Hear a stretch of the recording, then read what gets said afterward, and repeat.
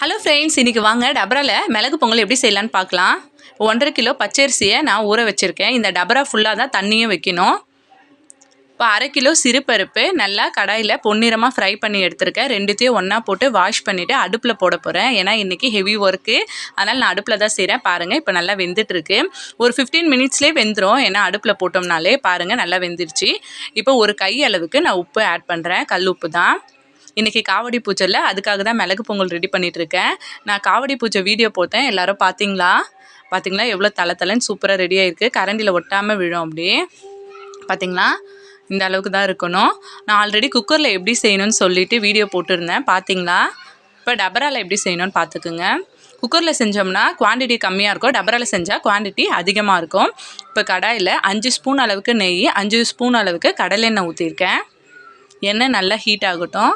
நான் ஆல்ரெடி சொல்லியிருக்கேன், மிளகு சீரகத்தை மிக்சியில் அரைச்சி தான் நான் மிளகு பொங்கல் செய்வேன். ஏன்னா மிளகு எல்லாருமே எடுத்து தூக்கி போட்டுடுவாங்க. இந்த மாதிரி அரைச்சி போட்டோம்னா எல்லோரும் சாப்பிட்டுடலாம். குழந்தைங்களுக்கு ஊட்டவும் ஈஸியாக இருக்கும். பாருங்கள், இந்த மாதிரி அரைச்சிக்கணும். நல்லா ஃப்ரை பண்ணுங்கள். இப்போ ஒரு கையளவுக்கு தட்டி வச்சு இஞ்சி போடுறேன்.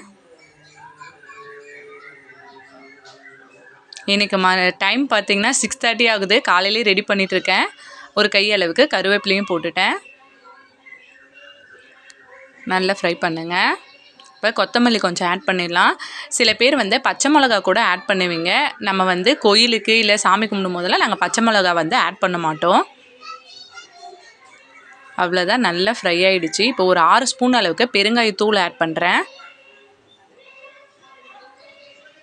ஏன்னா மிளகு பொங்கலுக்கு முக்கியமானது பெருங்காயமும் மிளகு சீரகமும் தான். பார்த்திங்கன்னா நல்லா ஃப்ரை ஆகிடுச்சு. கண்டிப்பாக இந்த மாதிரி ட்ரை பண்ணி பார்த்துட்டு எனக்கு கமெண்ட்டில் சொல்லுங்கள். இப்போ நம்ம பொங்கலில் தாளிப்பை கொட்டிடலாம். எப்பயுமே தாளிப்பு கொட்டிட்டு உடனே கலரக்கூடாது. அப்படியே நம்ம மூடி வச்சிடணும். இல்லைன்னா அந்த ஸ்மெல் போயிடும். உடனே மூடி வச்சுட்டு ஒரு 5 மினிட்ஸ் கழிச்சு நீங்கள் அதை கலர்னிங்கன்னா அந்த டேஸ்ட்டே சூப்பராக இருக்கும். ஸ்மெல்லும் செம்மையாக இருக்கும். பார்த்திங்களா, பார்க்கவே சூப்பராக இருக்குல்ல. கண்டிப்பாக ட்ரை பண்ணி பார்த்துட்டு எனக்கு கமெண்ட்டில் சொல்லுங்கள். Thank you so much. சப்ஸ்கிரைப் பண்ணுங்கள்.